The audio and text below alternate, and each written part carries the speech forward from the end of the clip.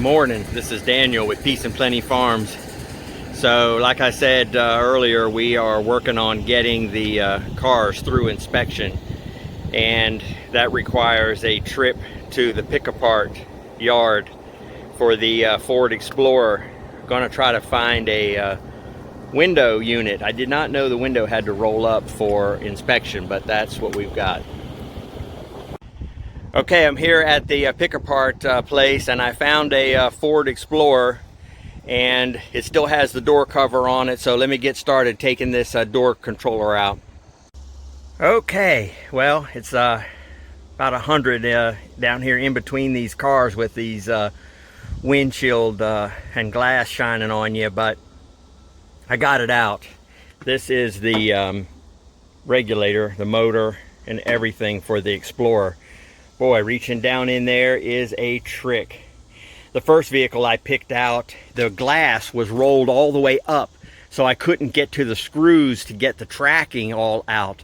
So I found this one, and the window was rolled down enough where I could access the screws to get the glass out, which you need to pull this rubber stripping out first, and then there's a set of Phillips head screwdrivers right here. Take these out so that this plastic cover on the outside comes off.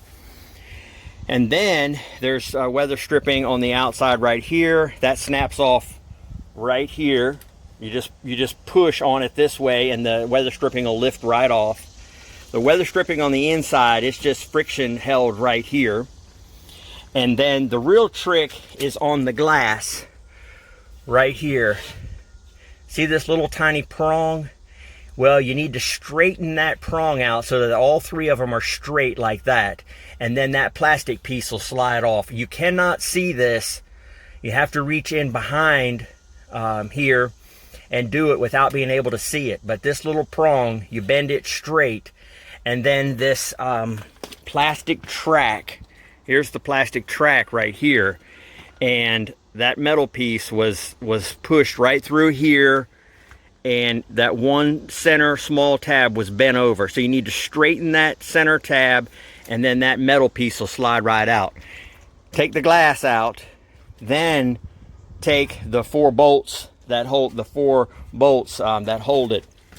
There was one right here, one right here, one right here. I'm sorry, 5. One right here, one right here. And then you can get the entire unit out. And it is a bear. It comes out through this big opening right here. It does not come out through here. The motor's too thick. Well, if that helps anybody, I'd be happy to help them. But now I've got to go get it installed. Thank you very much for watching Peace and Plenty Farms. Come grow with us. It's an experience. Good morning, everybody. Welcome to Peace and Plenty Farms. This is Daniel. And we're working on this week getting these vehicles through the inspection. Now on hers there was no problem. You know, in my garage I have everything in little containers, and so I have a section with light bulbs and things like that, and I went through this vehicle to make sure it was ready for inspection so there wouldn't be any extra charges. And somehow or another, between here and the inspection station, one of the light bulbs went out. So I paid an extra $5. No big deal, but I'm just telling you that I try to have everything prepared and ready, and best laid plans of mice and men, I guess. So on the Ford, the problem is this window regulator, which I picked up at the pick-apart yesterday. It was interesting. When I went to leave, the lady was talking to two fellas were there at the scrapyard in front of me checking out, and the two guys were talking about change, you know, getting the change back from purchasing whatever it was they were purchasing. And the lady said the local gas stations around here, the Wawas and Sheetz and things, are giving away free soda if you take in your change. So, you know, that's pretty interesting to me that the change is running out and that they're gathering it all up, I think. and people are talking about getting off of cash. But let's not get sidetracked on that today. I want to tell you that, so when it came my turn to get up there, I showed her the window piece, and she said $34. I said, oh my goodness, it's $28 on eBay, brand new, and I know that it works. This one here, I'm not even guaranteed it works. She said, I'll give you a $3 discount. I said, that's just, I said, I'm having a hard time with the price. Normally I pay $5, $10 for something from the pick-apart. And so she said, okay, $15. And I paid it or whatever, but it cost $3 to get in, and it used to be $1. So triple the price to get in, and the parts are the same price as if you bought it brand new off of eBay. So that's going to be, you know, interesting times we're living in. Let me turn the camera back around on this door now. So I've got it all torn apart. One of the advantages, one of the reasons I went to the pick-apart to get the regulator from pick-apart instead of just ordering it, actually there were two advantages. One, major one, was I hadn't mastered taking the old one out. I kind of fumbled and stumbled and didn't know how it came apart and really struggled with that. And you saw in the previous video, I showed how I got it out of the junkyard car. Finally figured it out, the assembly and disassembly. So that was one of the advantages. Plus, I've got it right now. I can put it in today and take it back and get the inspection done on it. Shouldn't take but just a few minutes to walk it through the inspection. Now on the Toyota truck, the T100, I've got this book here that I bought that's supposed to be the end-all to end-all on the Toyota, and I'm having problems with the SRS, the seat bag safety system. So I am going to have to work on that today without any assistance from this book that I bought, because it doesn't give you any information on clearing the code. And I have learned some things, so I'll do a video on that here in just a few minutes. But I'm going to have to change the clock spring, because I used the steering wheel out of the 94, and the electrical system is from the 97.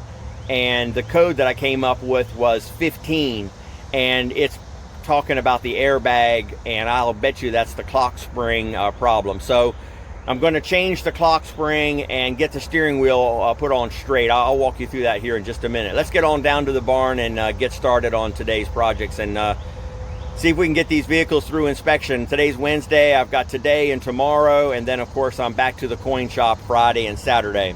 So come grow with us. Let's see what we can get into this week and get this finished up on these inspections. Thanks for watching. Okay, a quick wrap-up video on installing this door panel and this track. I can see that my door panel is a little bit loose. I need to readjust that. But let me just tell you real quick, and then I'll tighten that up. So what you do is you drop the track in there. You drop the track down in there. And then you drop the glass in from the top, and you hook the glass to the track. Then you bolt the tracks back down. Then you install the front track, which is up here, running down the side right here. And then you install this track right here. It's got some screws in here on the side. And then you install the rubber right here. You just push it down. I started out by pushing the front of it down all the way down into the track in the front, and then I took and pushed it down on this side down in there. Then I installed this piece of rubber, then the inside piece of rubber right here, and then the door panel, of course, then the speaker and the switches and all that. And it's working fine. Okay, so that's the procedure. I got to go back and re-catch this little hook. Now this door panel, it drops down and hooks as it's dropping down, and then there's two screws at the bottom. So you take those two screws out of the bottom right there, and then you just lift this panel straight up. There's one screw inside here. So there's three screws all together, one here, two at the bottom. and then the panel lifts up, straight up, about an inch or two, and then out. Okay, I hope that helps somebody else that's going to do a Ford 2003 Explorer door motor change out. And I found that it has to be an 03. It's not an 02, won't work. There are some differences. If you change the glass and everything, you can get the 02 to fit and the 04 and 05, but if you want to change just the track, you need to get it from an 03. Okay, so we're going to clean this up, and then we're going to get started on the Toyota, the clock spring under the airbag in the steering wheel. Thanks for watching. Okay, so now we're on to the clock spring clock for the steering column on this Toyota. Now, on the airbag's right here, you've got these two little plastic covers to take off. Now here again, the advantage of having a parts vehicle, you just can't beat it. So this is the steering column off of the 97 parts vehicle that I have for this 94.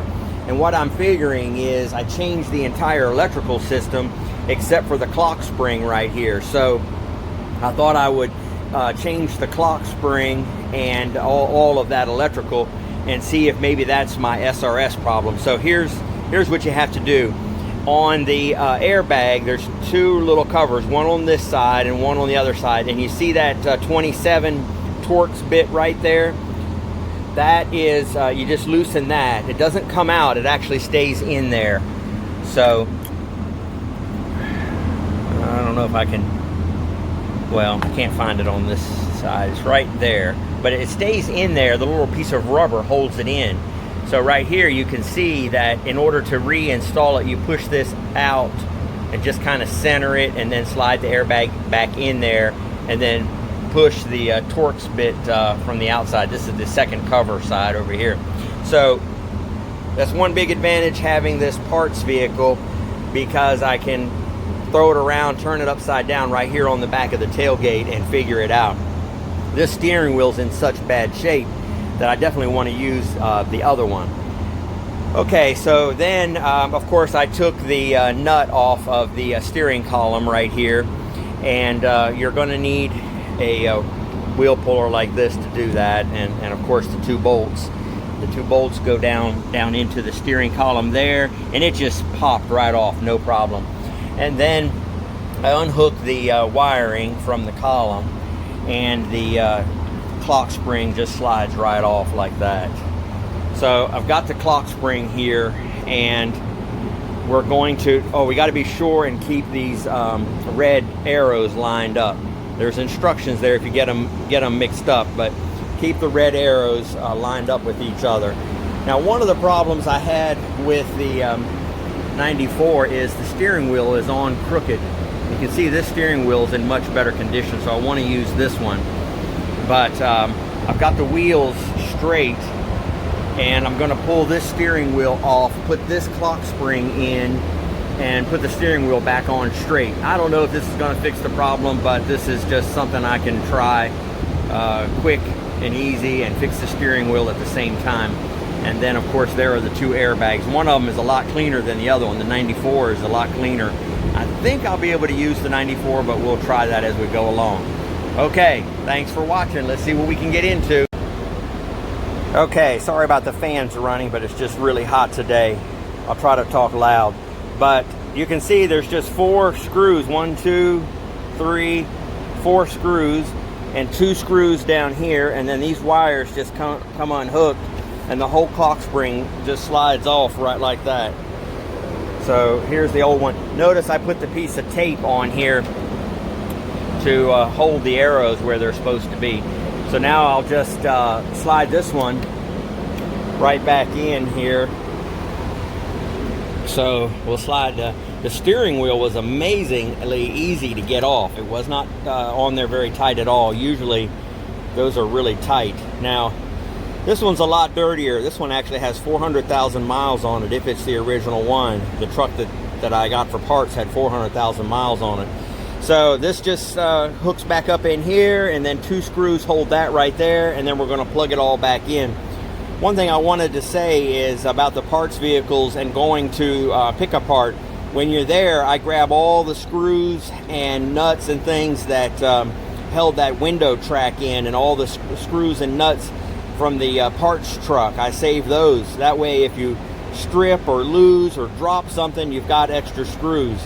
Well, here's the $64,000 question. If I plug all this in, will the airbag light, which is right up here, will that solve my problem? Like I said, this electrical system is a 97, and this is a 97 also. I had used the 94, and they said that that won't work. So cross your fingers, and we'll see how it goes. Thanks for watching. Okay, so I got the electrical system all plugged in. The spring clock, the airbag is plugged in, and I plugged in the electrical that runs up the column to the spring clock. Believe it or not, the key switch then has a little button there that does not allow you to start the car unless you change this switch. It's electrically senses, I guess, somehow or another through there that you've got the wrong different electronics or something. So I took the key switch electrical part out of the other steering column, because you have to actually pull this whole column down in order to change these two little screws right here. So for right now, I started the truck with the screwdriver, and I still have the airbag sensor light on. So let's go out here and sorry the fan is running, but it's just so hot. E1TC is what we need to find on this little control box here. E1TC. So if we look down in there, E1TC, and you can see them right there, E1TC. So we're gonna jump this wire. I just made a little jumper wire here.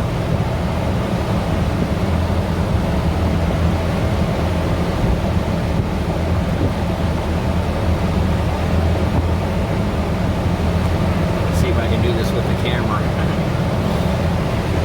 Okay. So TC E1. Double check myself. TC E1. Yeah. And this wire is a little bit fat, but it fits down in there. Cross it over like that. Okay. Now I may have to put the phone down in order to do this. Let's see. That's what this little tripod is supposed to allow me to do. So I'm going to set this down right here. Now, here's my screwdriver, and I'm going to start the vehicle, and then we'll be able to look at the code. I'm just going to turn it to accessory first. I want to see if the code will start working there. Oh, the light went out. Well, let's start it. Oh, it flashed one time. Okay.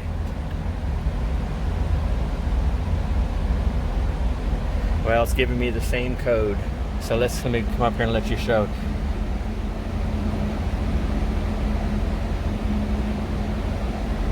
So here we go again. Long pause. 1, pause. 2, 3, 4, 5. I counted it wrong. Let's do it again. Long pause. 1 flash. Short pause. 1, 2, 3, 4, 5.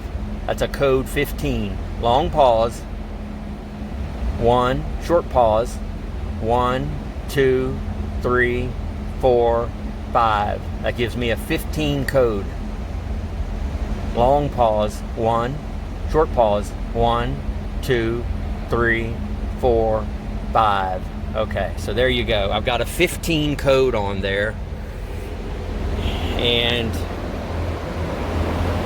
Like I was saying earlier, the book that I have doesn't give you any information on a 15 code.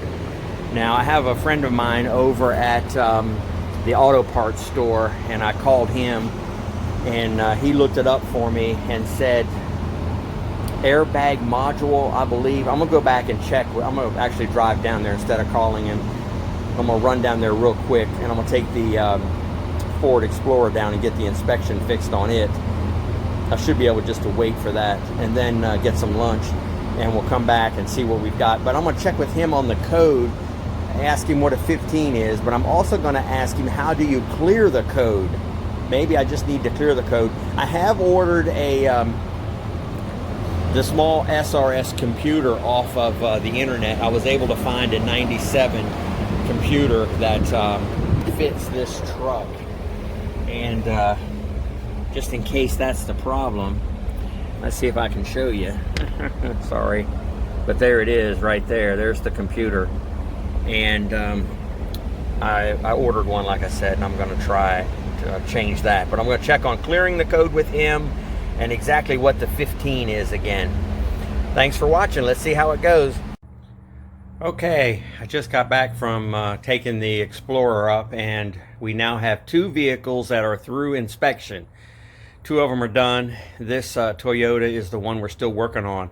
I went by and saw a friend of mine at the auto parts place, Jeff, and he has more information computer-wise that he can look up than you can find on, you know, proprietary information.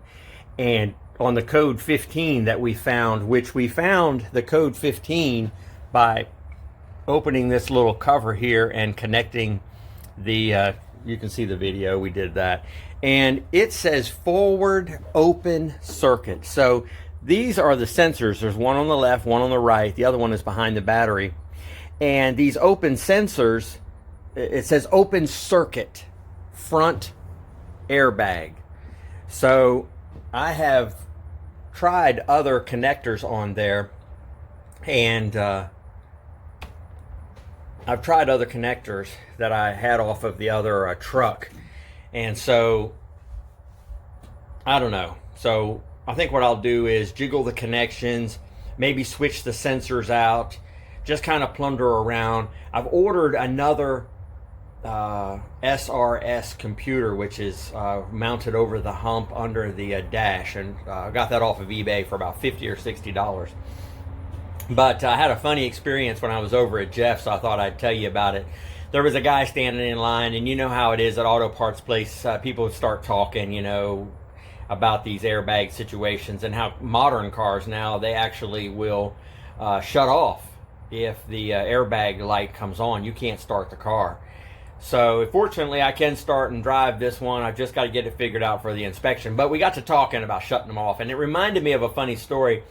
When I was shopping for a new truck, I was doing my visitation with the kids driving from Georgia up to Maryland. It was 700 and some miles, and then another 200 and some miles over to Mom and Dad's, where we would hang out for the weekend, and then I would take them back. And so I was shopping for a new truck, but it had to be a work truck so I could work out of it, and something that I could jump on the highway and run up there. And a lot of that driving was done in the middle of the night.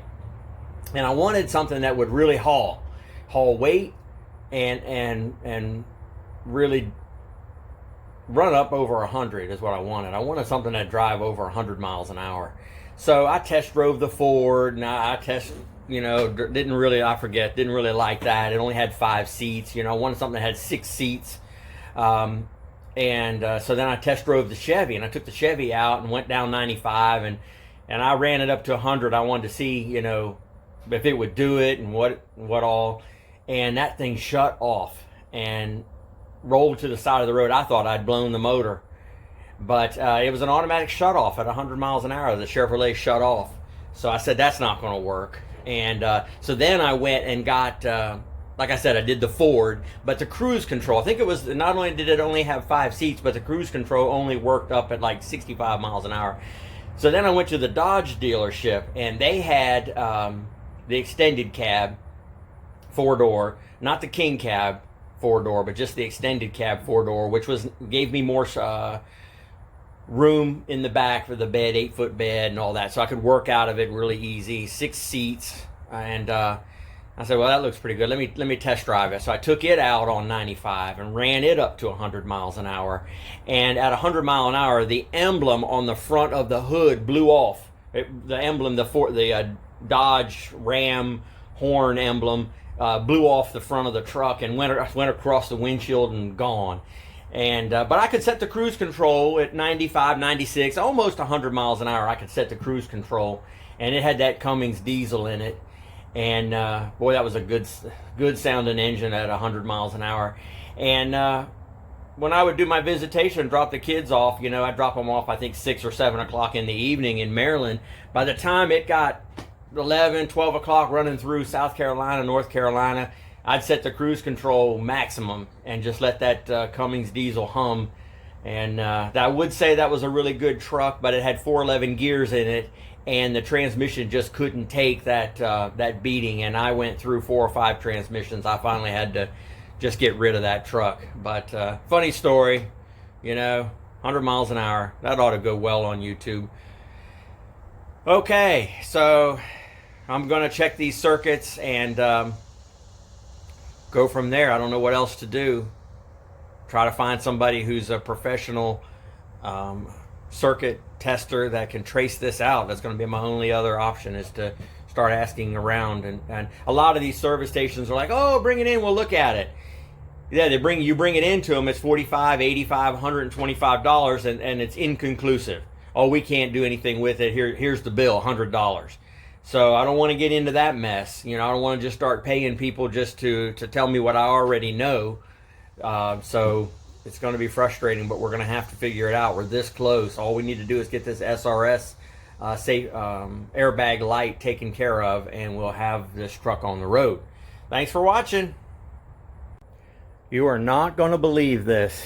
I reached over here and touched this connection. It was a little tiny bit loose. I plugged it in. It was just loose, barely plugged in. I plugged it in, and the airbag light went off. So I'm ready to put it back together and run up here and get this one through the inspection. Thanks for watching. Okay, well, we've got another problem here. I thought I'd show you what I'm dealing with. So I had to pull the clock spring, which goes right here. I pulled it back down because the wiper motor, windshield wipers are just staying on. So it's got to be something with this switch right here. So what I did is, I've got the other, this is the one we're actually going to use. No, I'm sorry, this is the 94.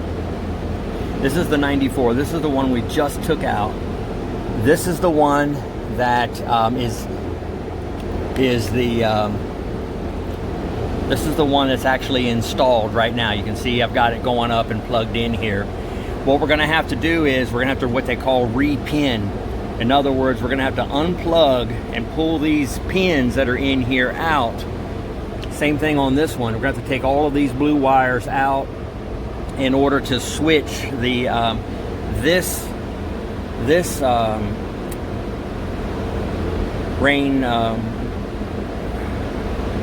windshield wiper motor on and off switch right here. See the blue wires right there? Okay, the blue wires run down to there, and we're going to have to re-pin it into this gray one. Now you can see this little gray retainer right here. This is the one, I took it out of the other one. So we have to take that retainer out and then use this little pointer and go down inside the end of there and unclip each one of these pins and clip in the correct corresponding color coded wire, and that will switch, change over the switch from the one that's not working to the one that take out the one that's not working and put this other one in. You get what I'm saying. So let me get it switched around, and we'll see how it goes. Okay, sorry about the fan, but let me just show you this one more time while I've got the old one out. So here's the wiper motor switch right here. So it's got 2 screws holding it in, 1, 2 right there. And these wires came down, and you can see the pins right here, and it was pinned in right here in the back. You've got to remove this little piece of plastic that holds the pins in right here. Remove that, and then turn it over, and on the inside there's a little clip down in there, and it takes a sharp pointed, very sharp, to lift that little clip up right there, and then pull each individual pin out one at a time.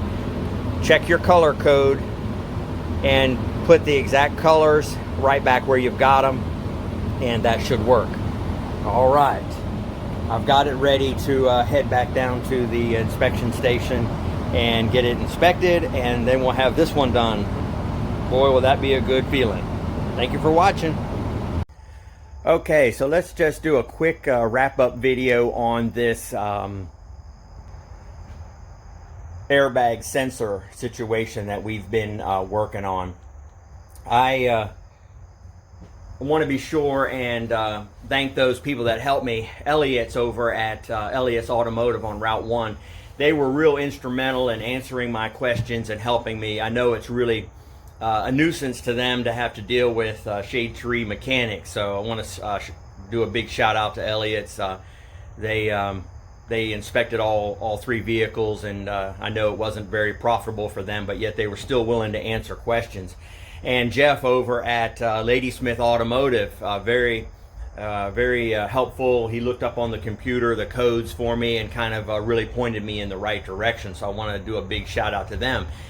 But I especially want to tell you a little story about this situation. I was really, the last, what was it, Tuesday evening, really perplexed about this situation, because I had changed the entire electrical system in this vehicle. I changed the motor, I changed the bed, I took the entire interior out. Every nut and bolt on this truck I have taken apart and put back together. And this airbag obstacle was really a huge troublesome situation for me, because there's nothing in the book, there's nothing in the computer, there are no parts available. You cannot order these parts. You've got to find them in a junkyard. There are no junkyards with Toyotas. It's just every avenue is dead end. The mechanics that I talk to, they're like, yeah, bring it in, we'll look at it, it's $85. And I know the situation. They're going to say, we looked at it, we can't do anything with it, it's $85. That would have been the scenario over and over again at all these different mechanic shops. So I knew from experience, many times I've run into that. So I didn't want to run into that again with this truck. Round and round with $85 we'll look at it fees.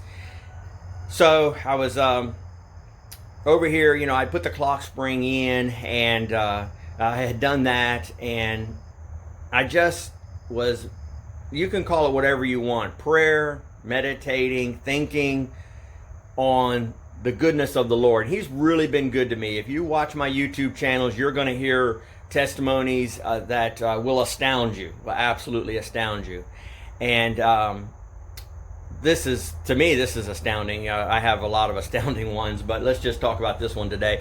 So, some people call it prayer, some people call it meditation. It's not down on one knee, hands folded in a chapel with stained glass windows. Sometimes it's in a garage with a truck that's just giving you a hard time. And in my heart, I just turned it over to the Lord. I said, my time is your time. Lord, you make the most out of what I've got to offer. I'm out here early, I'm working late, I'm giving it my best effort. Now you have to multiply my time and resolve this situation. Otherwise, I'm going to be on it for weeks and weeks and weeks, and it could be lots of money, and the likelihood that this truck just doesn't get through inspection. These are all possibilities that are going through my mind. And I turned it over to the Lord. I just said, it's in your hands. My time is in your hands. And I promise you, it wasn't 5 minutes later, I came out from the truck and came around and plugged in that sensor, and the light went off. So just a quick shout out, quick testimony, a shout out to the guys that helped me. Elliott's and Ladysmith Automotive. Thanks, and thanks especially to the Lord for, I feel like he rescued me again. Thanks. And don't forget, it's about the harvest. This wraps up the videos for the airbag, and the next video is going to be on getting the air conditioning charged up and getting the odds and ends tied together on this truck. Thanks everybody for watching.